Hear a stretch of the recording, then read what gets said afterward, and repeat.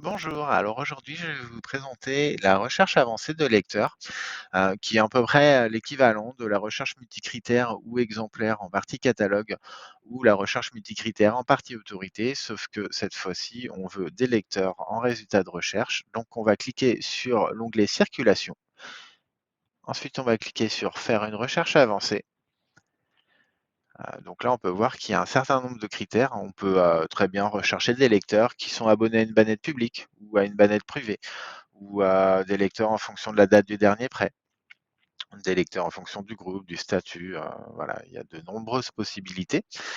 Moi, ce que je cherche aujourd'hui, ça serait de retrouver les lecteurs qui ont une adresse email pour pouvoir leur envoyer un mailing afin de leur présenter la prochaine animation. Donc je vais double-cliquer sur le critère email.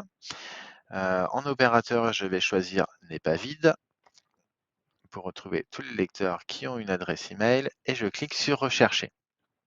Voilà. Alors, il faut bien faire attention au filtre tri, hein, puisque voilà, moi je veux les lecteurs de toutes les villes. Donc, je clique sur toutes les villes et appliquer. J'aurais très bien pu choisir en fonction des codes postaux, hein, ou d'autres critères. Voilà. Donc là, j'ai 6 lecteurs en résultat de recherche. Je vais cliquer sur le petit plus principal pour pouvoir cocher tous les lecteurs et cliquer sur ajouter dans un panier. J'ai une petite fenêtre pop-up qui s'ouvre. Je vais cliquer directement sur le titre du panier, hein. Vous pouvez aussi cocher devant le panier et cliquer sur ajouter. Mais moi, je vais cliquer directement sur le titre du panier pour ajouter les lecteurs au panier mailing pour la prochaine animation. Voilà, j'ai un message qui me dit que les 6 lecteurs ont bien été ajoutés au panier. Je clique sur OK pour fermer le pop-up. Ensuite, je vais en partie circulation, panier, action, mailing. Je choisis mon panier de lecteurs. Alors, j'ai fait précédemment un template de mail, hein, donc il est déjà prêt. Je peux le choisir ici. Donc les templates de mail, pour rappel, ça se fait en partie administration, template de mail, template de mail. Voilà, on peut cliquer sur ajouter, donc ça permet de faire un modèle, hein, avec éventuellement des images, etc., qui va pouvoir ensuite être sélectionné dans le menu déroulant template de mail.